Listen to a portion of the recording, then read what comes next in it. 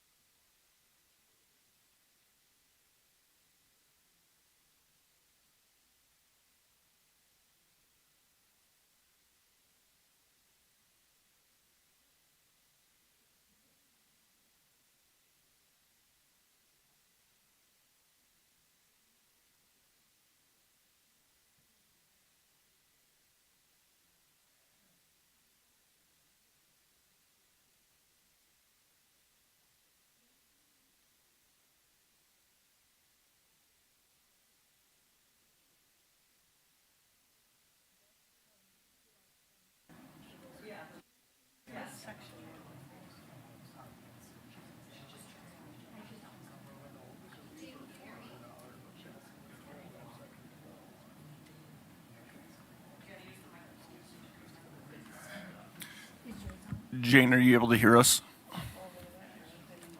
Yes, I can hear you now. All right, thank you. We'll get started here shortly. Okay, great. Thanks.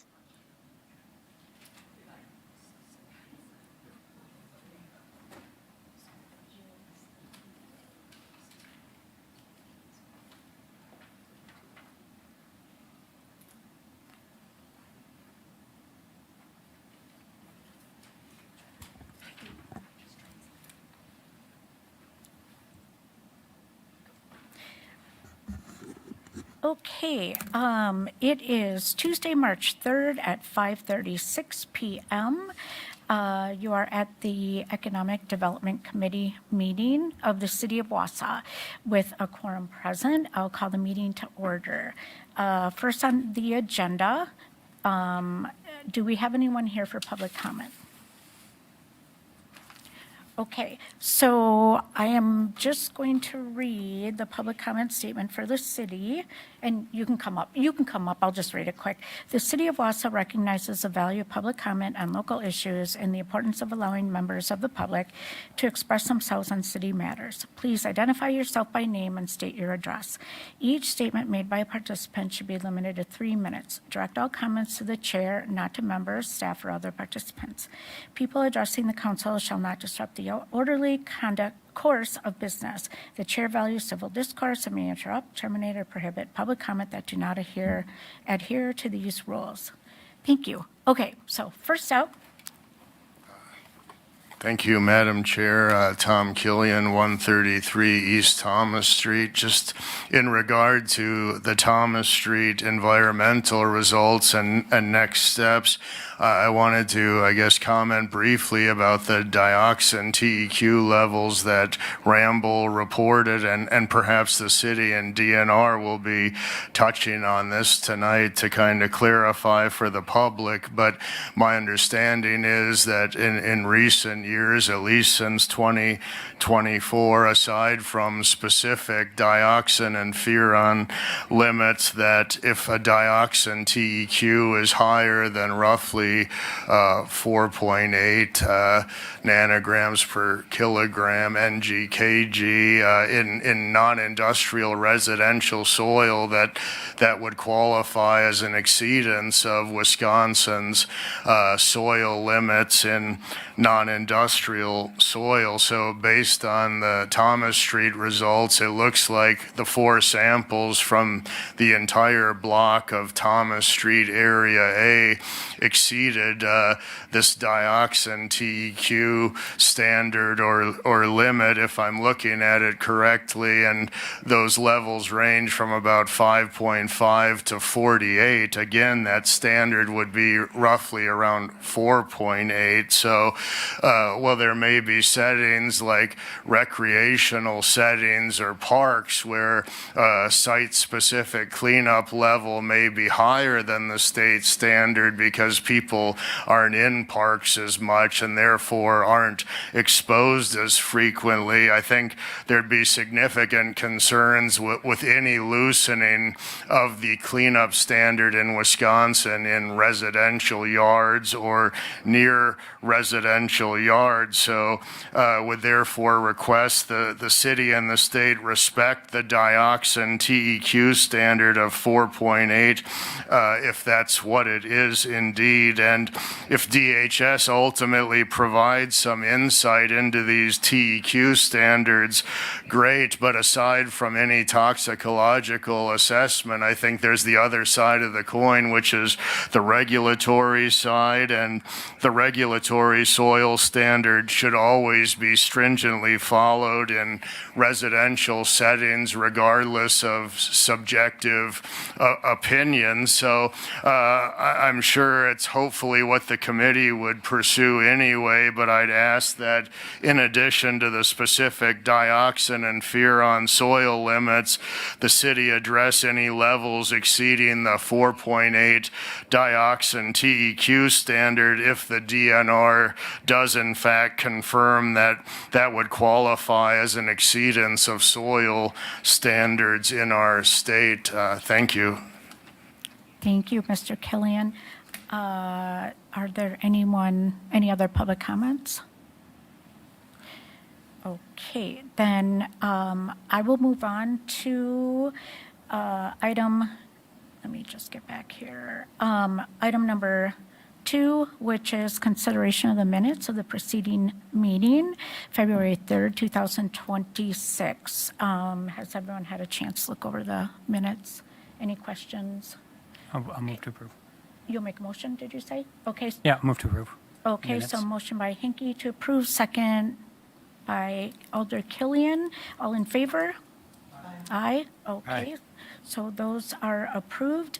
We will then move on. Item number 3 says discussion and possible action. There's nothing there, so number 4 is actually the next one. So discussion, A, Phase 2 review and next steps on Thomas Street Corridor project with the Wisconsin Department of Natural Resources. And that is what, okay. Yeah, thank you, everybody. I'm happy that we're having this discussion. We've been working towards something in terms of environmental on Thomas Street since 2023 when the city applied for the WHAM grant for that project. The DNR, through that WHAM grant, hired Ramble to carry out Phase 1 and Phase 2 testing. Phase 2 testing was completed this past January. We met with the DNR in February, and we're lucky enough to have Jane Gray with us from the DNR to walk through the results of that, especially because I'm not an environmental engineer, and our conversations with Jane, she did a great job of explaining that. So we've got Jane, and I'm going to hand it over to Jane. If you have any questions, we'll hold them to the end, and we'll have an opportunity for question and answer. Can I just add one quick thing? As you explain it to us, I don't know if you can also answer or speak to the question in the public comment about dioxin, the TEQ standard, or not, if you heard it, but otherwise we can, afterwards. So thank you. Yeah. As far as the TEQ conversation goes, I'll just address that right off the bat here. The DNR's current practice is to recommend that dioxin furan TEQ be calculated using the 2005 World Health Organization or WHO toxic equivalence factor, TEF. So the TEQ value is then compared to the direct contact RCL for 2378 TCDD, which, as Tom had mentioned, is approximately 4.8 nanograms per kilogram. The EPA recommends the use of TEF methodology and the WHO's TEF to evaluate risks associated with exposure to mixtures of TCDD and dioxin-like compounds for human health. The DHS uses guidance from EPA and ATSDR that recommends the use of the toxic equivalency approach in evaluating risk for dioxins and furans. With that being said, the DNR is in conversation with DHS and plans to meet with them this week just to get some clarifying questions answered on TEQ, not only at this site, but across the state. So that is what I have to share at this time for TEQ. With that, I just want to introduce myself a little bit before I get into the data. My name is Jane Gray. I'm a hydrogeologist program coordinator for the West Central region of the state for our remediation and redevelopment program. So much of my work includes project management of contamination cases, and I specifically work on several cases throughout the city of Wausau. I started in the region about a year and a half ago. And before that, I worked for our program for about 5 years in the southeast region of the state. Additionally, I'm also on our vapor intrusion team and serve as the regional vapor intrusion specialist for West Central region. So today I plan to give the group an overview of the Thomas Street Corridor project and specifically the data that was recently collected.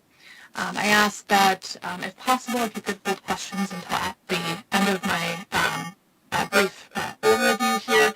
That way you can get through the data and then we can talk about whichever area of the project you're interested in.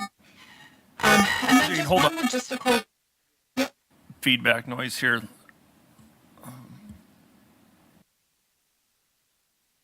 Can you try again?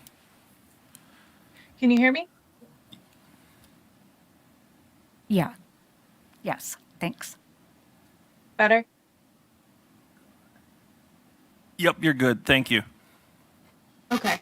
And one logistical question, I was meaning to share a couple figures from the phase 2 report that was conducted for Thomas Street Corridor project, but it does not look like I have access to share on this meeting. Is there a way to adjust that? Otherwise I can just talk through it as well.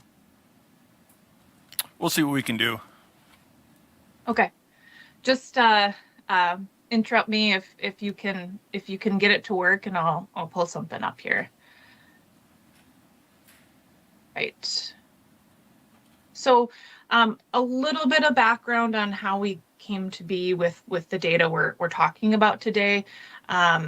So the project area is located in the Southwest Thomas Street neighborhood in Wausau, and there are 4 areas within the project that we'll talk about today. Area A, Area B, Area C, and Area D. So a little bit of timeline here. In March of 2024, the Wisconsin Assessment Monies application was approved. And in December of 2024, a phase 1 environmental site assessment report was submitted to the DNR. This report outlined potential recognized environmental conditions that exist throughout the project area. The primary recognized environmental condition was the presence of fill material beneath the project area. So in January of 2025, the DNR requested that Wisconsin Assessment Monies contractor for this project being Ramble create a work plan to assess potential soil and groundwater contamination across the project area. Specifically, the DNR requested that the work plan investigate the nature, degree, and extent of fill materials a potential source of contamination across the entire project area. So that's areas A through D. We requested that soil be sampled and analyzed for the full suite of volatile organic compounds. Jane, let me drop in. I think you can try sharing your screen now. Oh, great. Okay. Yeah, I see that. Okay. Can you say that now? Yes. Great. Thank you.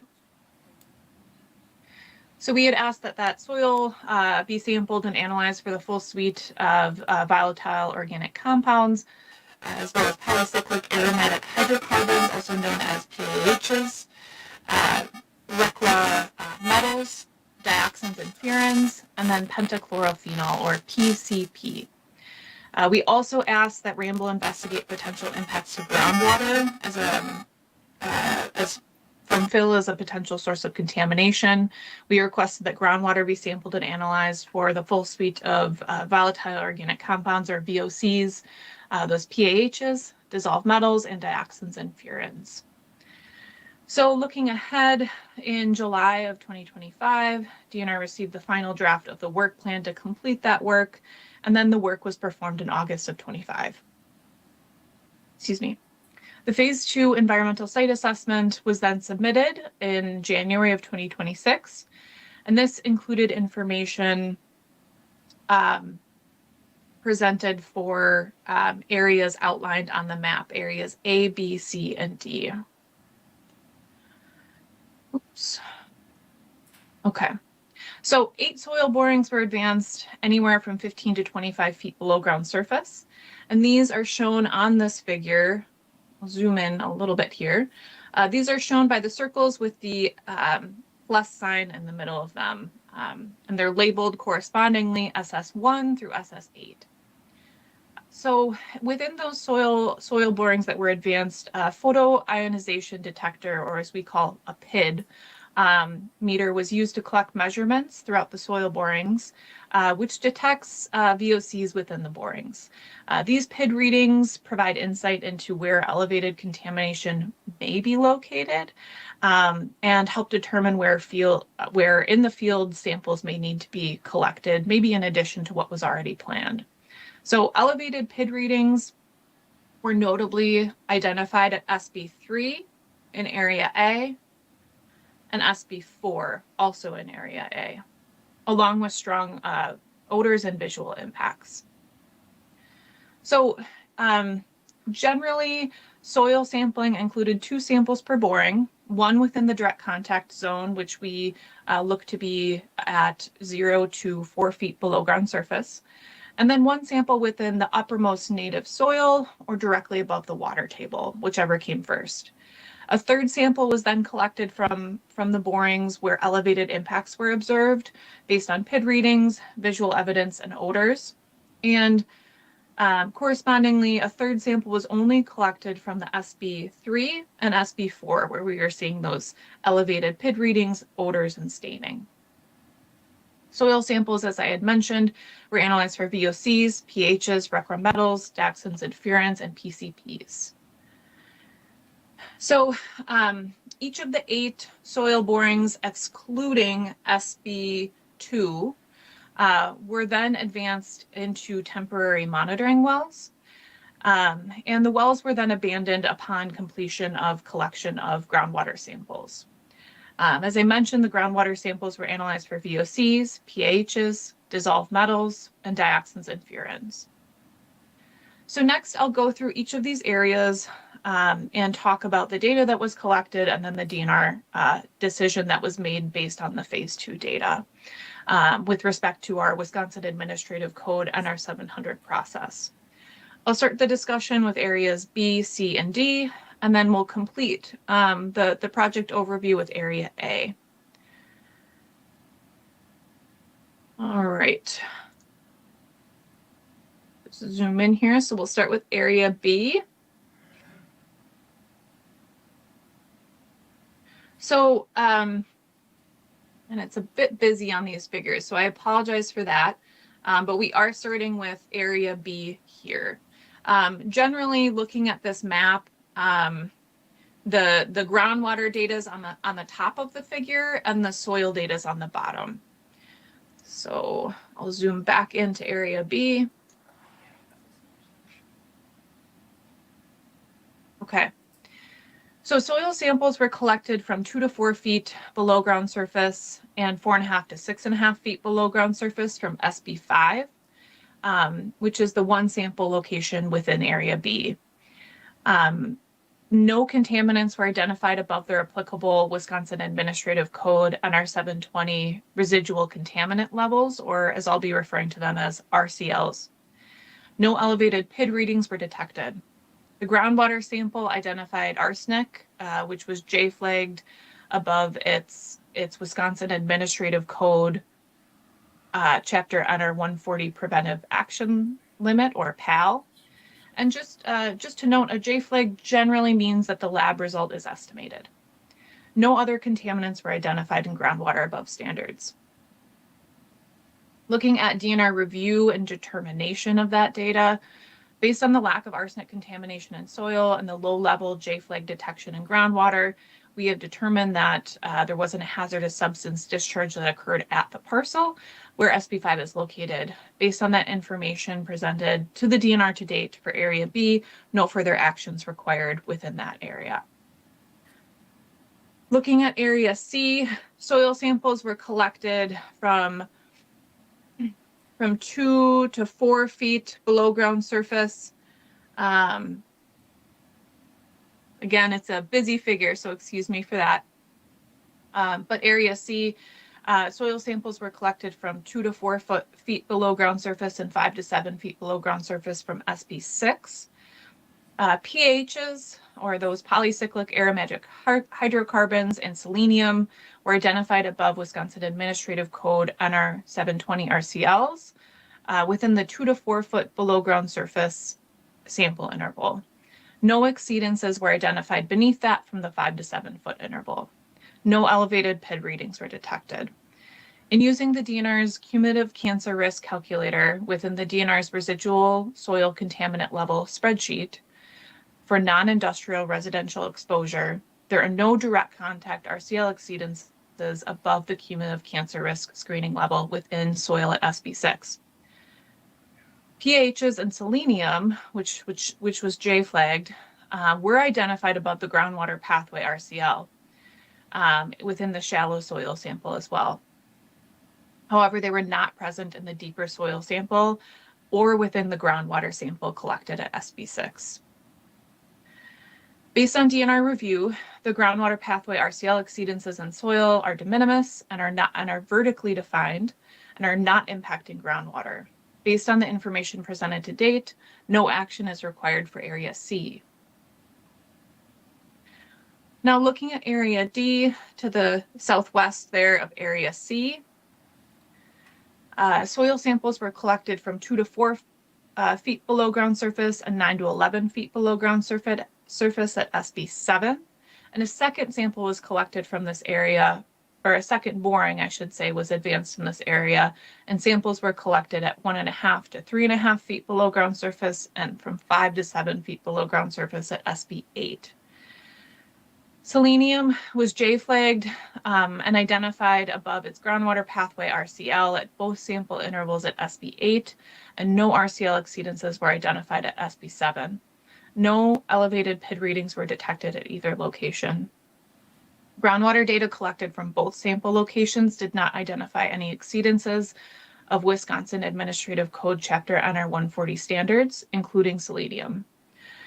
The groundwater pathway exceedances in soil at SB8 were determined to be de minimis and were not impacting groundwater at either sample location.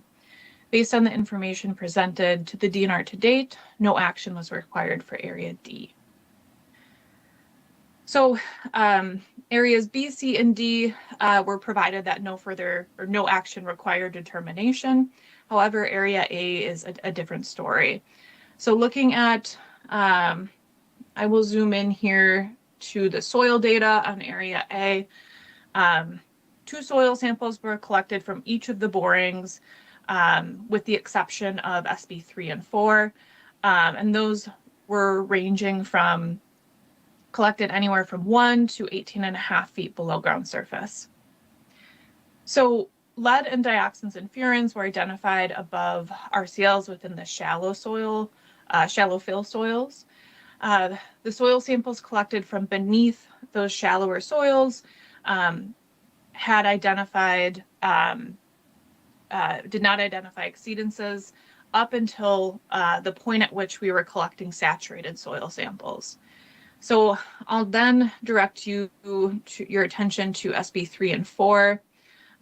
We'll see that to kind of highlight what I just said, we're seeing lead and total TCDD TEQ above standards from 2 to 4 feet, no exceedances from 8 to 10.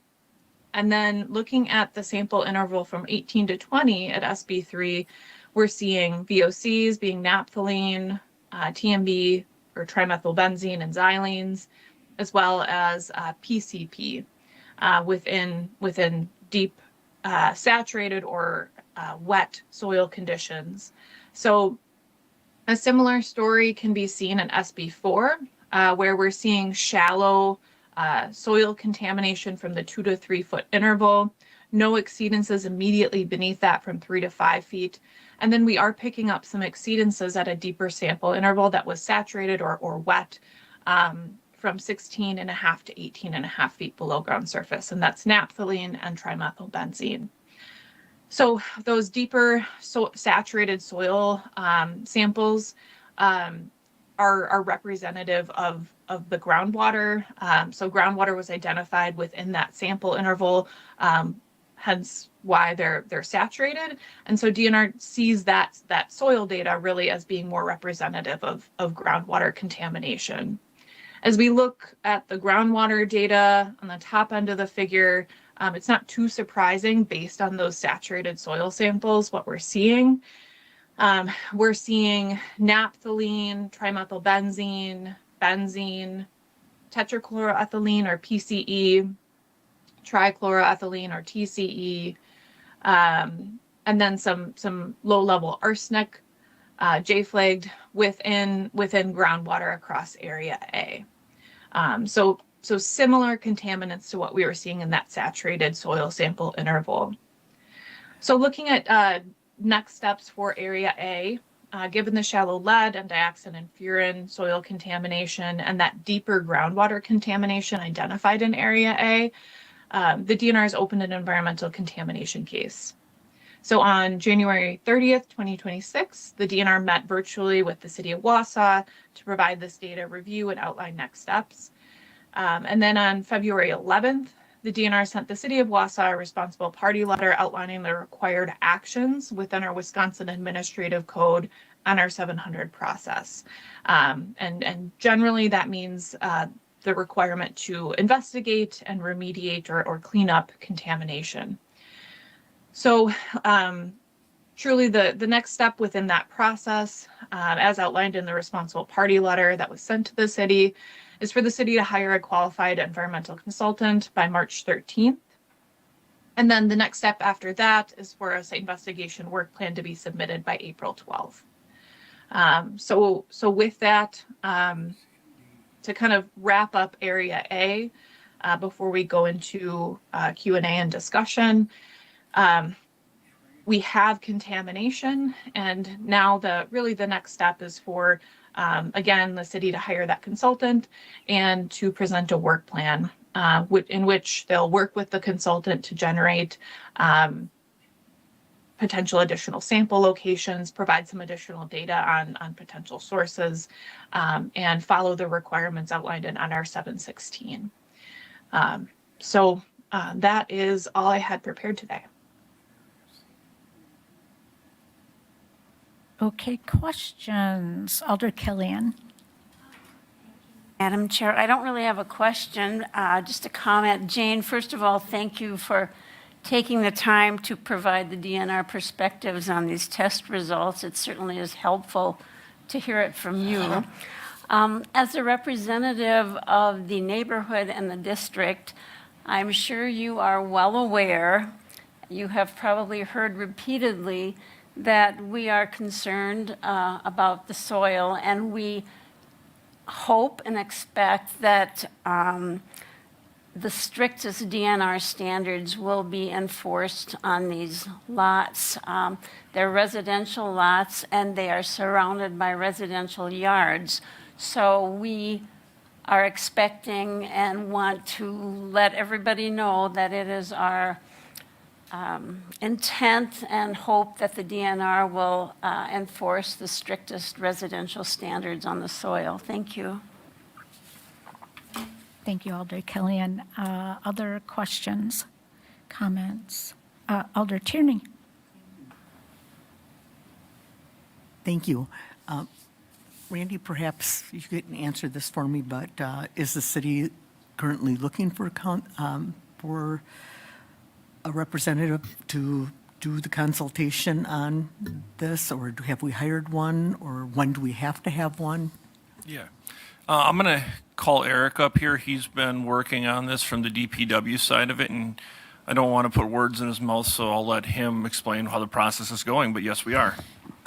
Yeah, we are looking, we're expecting a request of the Finance Committee next week on Tuesday, moving forward to hire a consultant, yeah.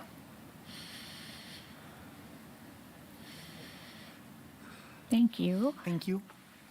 Other questions from committee members? Alder Neal.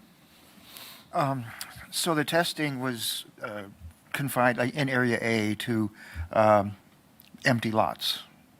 What are our concerns, or are there any steps that we need to take with adjoining lots, like, the residential lots right immediately north,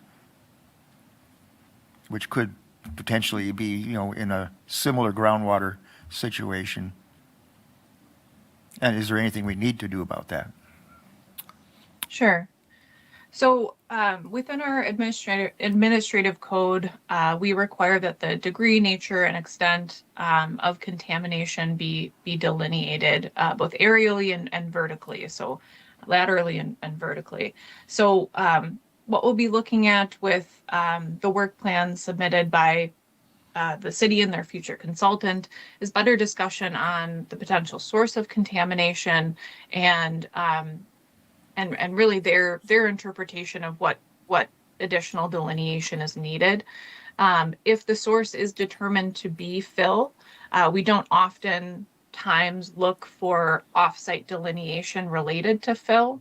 However, that's something that we're going to need to consider once the city and their consultant present that work plan with additional discussion. So I can't speak at this moment to all of the needs here.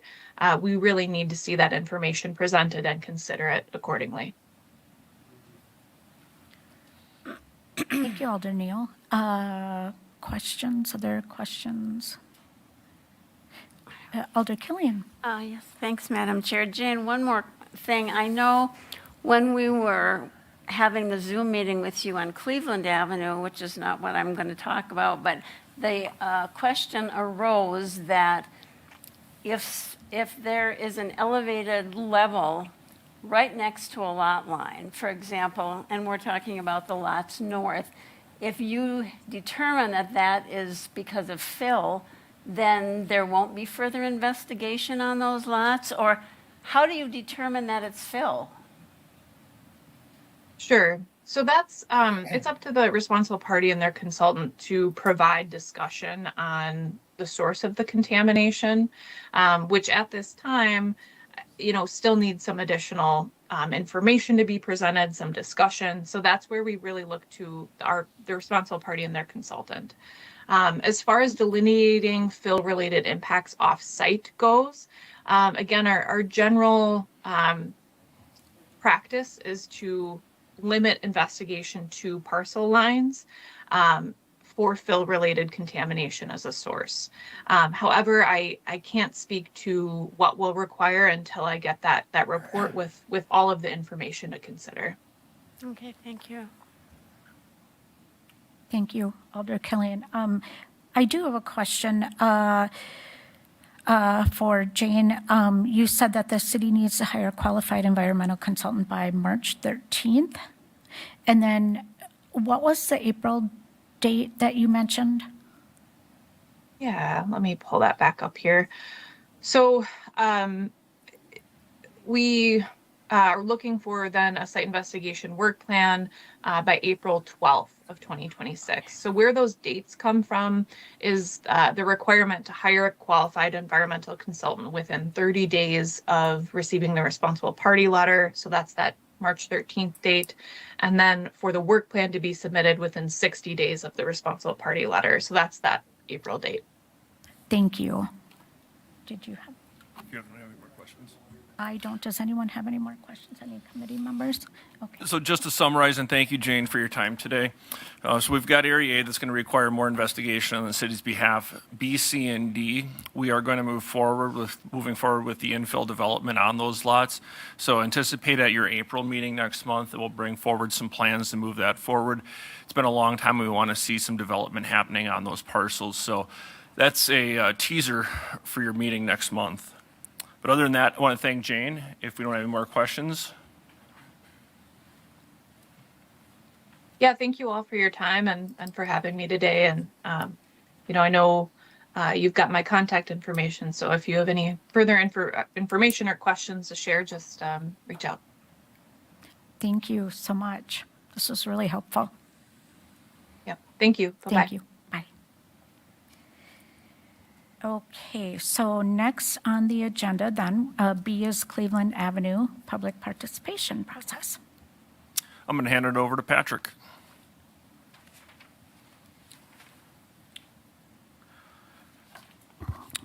Great. Thank you, everybody. So first of all, I want to thank several individuals and entities that helped out with not just disseminating the survey, but also helping to complete. So first of all, I want to thank the Marathon County Library because they had paper copies available. In addition to, they would help people fill out the online survey. So we had a great response. I also want to thank Alder Killian and neighborhood contacts that went door to door and really tried to have a good impact and collect as much data as possible. So ultimately, our survey was completed on March 1st. We had, a great turnout. We had 98 total, which I think exceeded our expectations. Of those 98, 96% of those live in the city. So several that don't. And of that amount, 59% of those live or work in the neighborhood. So 56% live in the proximity of 1300 Cleveland, and 96% of the people who responded total live in Wausau. So of that, our next steps is to take the data, dissect it, kind of tabulate it, and have a report for your April committee meeting. So with that, I can take any questions, but ultimately, we're really happy with not just the results, but a lot of the suggestions, a lot of the information. I think it was a very worthy endeavor, so thank you. Thank you. Questions from committee members? Alder Killian? No question, but just wanted to say thank you to you and Carrie. Thank you to you and Carrie for all of the hard work. I know you put your heart and souls into this, and it was well received by the neighborhood, so thank you, Patrick. Thank you, Alder Killian.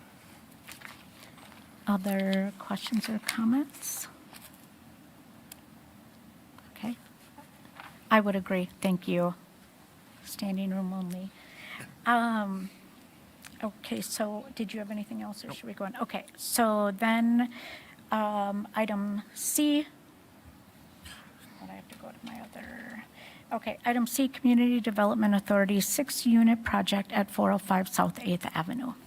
So we just wanted to give an update on this project. I'll let Tammy give a more in-depth. She's been working on it, but Community Development Authority's been working on a 6-unit project at 405 South 8th Avenue. I'm sure if you've been driving down the Stewart Ave corridor across from Marathon Park, you've seen some work going on there. That was demolition of parking lot. But I'll let Tammy give an update. Thank you. As you recall, we used some ARPA funds to send over to the Community Development Authority, of which $500,000 was to utilize to build a 6-unit apartment complex for affordable rental apartments, and the other remaining amount was for single-family infill houses. The Community Development Authority put out an RFP for architectural services. We've been working with Function on that. We have a design, and we put it out for bid. We have a contractor, which is North Central Construction Company, which is doing $700,000. So they're very familiar with Wausau and want to continue to work in Wausau, which is wonderful. And we just signed the contract last week. We have our pre-construction meeting tomorrow to start with the plans. Thank you to Alder Henke, because we've had several neighborhood meetings there to inform the neighborhood of what we were looking to do. And then we brought back the contractor to discuss any questions that the neighborhood had as far as what the contractor is going to be doing, staging areas, stuff like that. And I believe it was well received. So we're excited to get going. We were hoping to start maybe April, May, depending on weather, but the contractor wants to start earlier on his dime, which is always positive for us. So if he's able to start sooner, can end sooner and have it occupied hopefully before the end of the year. Thank you. That would be great. Questions, comment? Alder Henke. Thank you. Yeah, we had that flyer that got sent out, and I think about half of them actually got there in time. So I've had people emailing me, asking questions. So if anyone in that neighborhood wants more information on the contractor or the CDA contacts, send me an email, give me a phone call. I can provide the contact information for that. So that's all I had. Thanks. Thank you.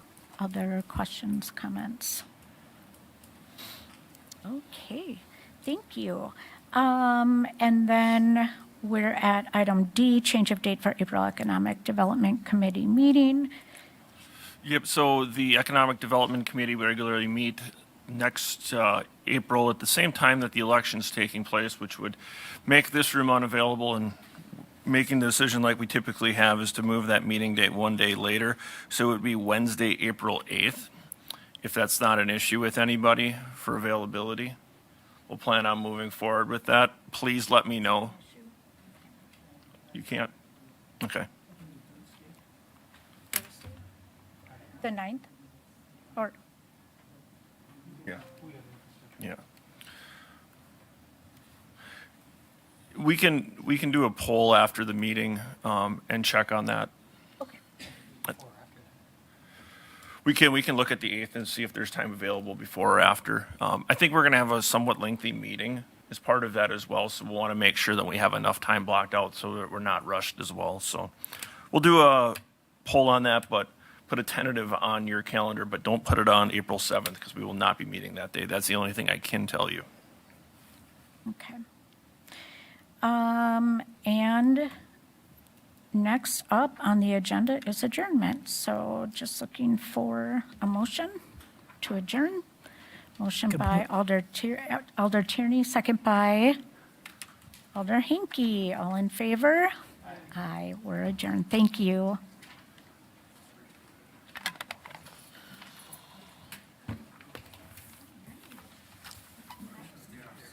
Yeah.